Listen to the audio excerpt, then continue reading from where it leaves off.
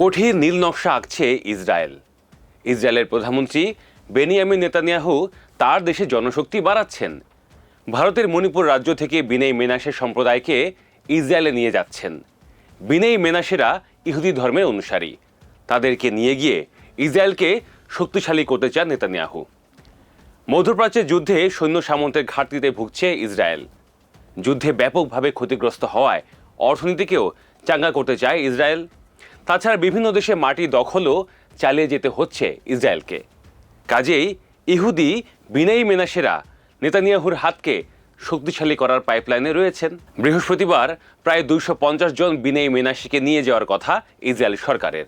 যেন তেনভাবে নয়, কিন্তু একেবারে খাতির জমিয়ে বিমানে উড়িয়ে একে একে বাকিদেরও শিগগিরই নিয়ে যাওয়ার কথা। গণমাধ্যম বলছে, বিনয়ী মেনাসেদের দিয়ে ইসরায়েলের উত্তরের গালিল অঞ্চলকে মেরামত করতে চান বেনিয়ামিন নেতানিয়াহু। বলা হচ্ছে, এই অঞ্চল সম্প্রতি লেবাননের প্রতিরোধ গোষ্ঠীর সঙ্গে যুদ্ধে বেশ ক্ষতিগ্রস্ত হয়েছে। প্রশ্ন উঠেছে, বিনয়ী মেনাসেদেরকে ইসরায়েল নিজের সামরিক বাহিনীতে যুক্ত করে লেবাননের প্রতিরোধ গোষ্ঠীর বিরুদ্ধে লেলিয়ে দেবে কি না। দর্শক, এখানে অনেক রকম সমীকরণ আছে। যেহেতু জায়নবাদ ও ইহুদি ধর্মের কথা এসেছে, সেহেতু প্রকাশ্যে বা গোপনে অনেক খেলা এখানে চলছে। খেয়াল করে দেখুন, বিনয়ী মেনাসেরা নিজেরাও ধর্ম বিবেচনায় ইসরায়েলে চলে যেতে চান। তাদের দাবি, ভারতে তারা তাদের সব রকম রীতিনীতি পালন করতে পারেন না। তাদের কিছু প্রার্থনার জন্য মিনিয়ান বা নির্দিষ্ট সংখ্যক মানুষের প্রয়োজন হয়, যা মণিপুরের পাহাড়ে খুঁজে পাওয়া কঠিন। এ কারণে তারা ইসরায়েলে চলে যেতে চান। সমালোচকদের প্রশ্ন, বেনিয়ামিন নেতানিয়াহু কি এই আবেগটাই কাজে লাগাচ্ছেন? বিশ্লেষকরা আরেকটি কথা বলছেন।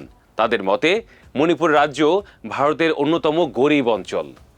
2023-24 সালের তথ্য অনুযায়ী এই রাজ্যের মাথাপিছু আয় বছরে মাত্র $1,200 কাছাকাছি।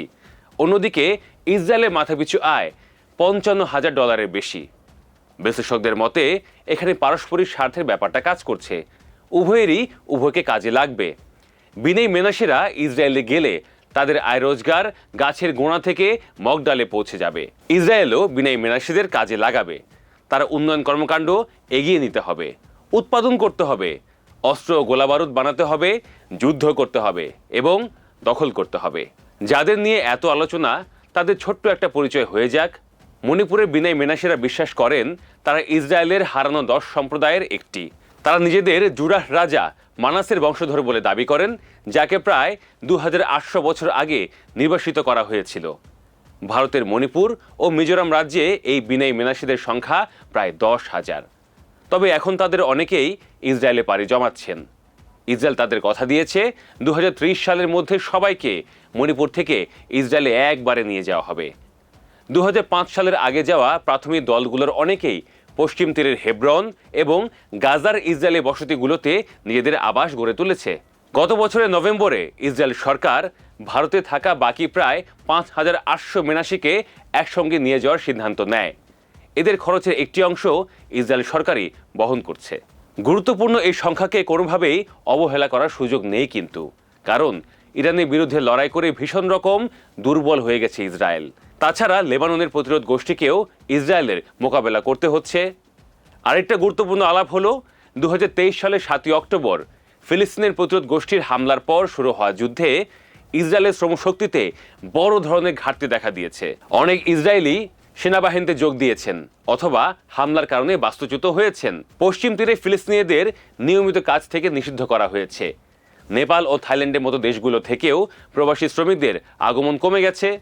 ফলে অর্থনীতিকে সচল রাখতে হলে ইসরায়েলের এখন বিনয়ী মেনাসীদের মতো গোষ্ঠীগুলোকে দেশে এনে কাজে লাগাতে হবে। কিন্তু এক দেশ থেকে আরেক দেশে নিয়ে যাওয়ার জন্য 5,800 জন মোটামুটি বড় একটা সংখ্যা। ভয় ও দুশ্চিন্তায় চেহারা ফ্যাকাশে হয়ে যাওয়া নেতানিয়াহু কি পারবেন সফল হতে?